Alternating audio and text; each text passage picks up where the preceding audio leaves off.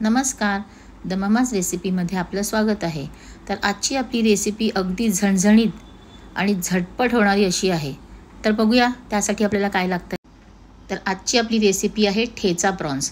तर इथे आधी आपण ठेचा करून घेणार आहोत. इथे भरपूर लसूण, हिरवी मिरची आणि भरपूर कोथिंबीर घेतलेली आहे. ती आधी आपल्याला थोड्या तेलावरती फ्राय करून घ्यायची आहे.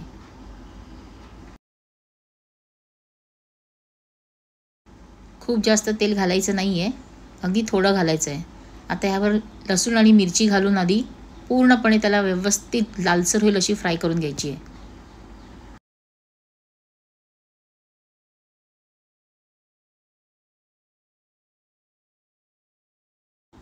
इथे लसूण आणि हिरवी मिरची छान अशी लालसर फ्राय झालेली आहे. आता ती आपण काढून घेऊया आणि थोडंसं तेल त्यात घालून कोथिंबीरसुद्धा त्याच्यावरती आपण फ्राय करून घ्यायची आहे. त्यामुळे कोथिंबीरचा रंग ना छान हिरवागार राहतो आणि त्यातलं जे पाणी असतं ते निघून जातं.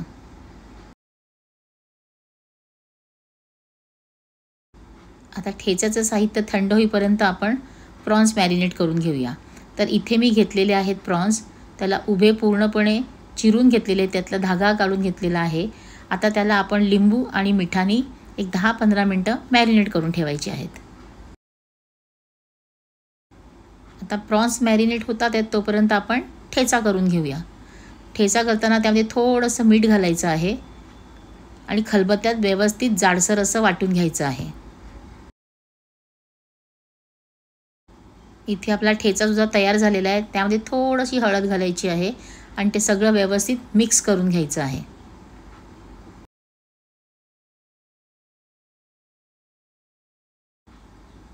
आता मॅरिनेट करून झाले 10-15 मिनटं. आता आपण प्रॉन्सला व्यवस्थित ठेचा सर्व ठिकाणी व्यवस्थित लावून घ्यायचं आहे. हे बघा, अशा प्रकारे सगळं ठेचा प्रॉन्सला लावून घ्यायचं आहे.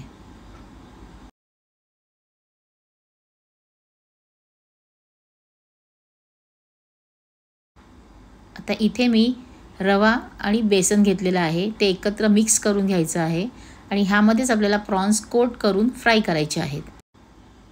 कोट केल्याने काय होणार आहे की तो जो ठेचा आपण लावला आहे प्रॉन्सला, तो निघणार नाही आणि तव्याला चिटकणार नाही.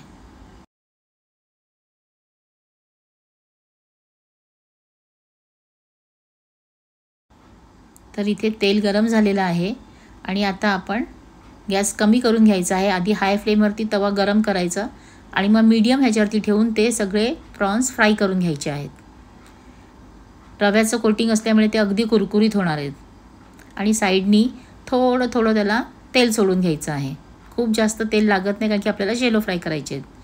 आणि प्रॉन्स शिजायलासुद्धा जास्त वेळ लागत नाही. 1-2 मिनटं एका साईडनीच त्याला होऊ द्यायचे आणि नंतर मग त्याला पलटी करून घ्यायचे.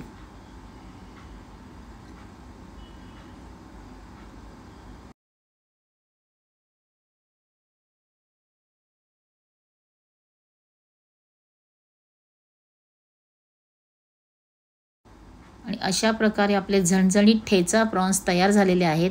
हे तुम्ही स्टार्टर म्हणून खाऊ शकतात.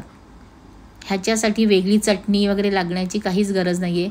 अगदी तुम्हाला वाटलं तर कांद्याचं कचुंबर करून तुम्ही त्यासोबत खाऊ शकता.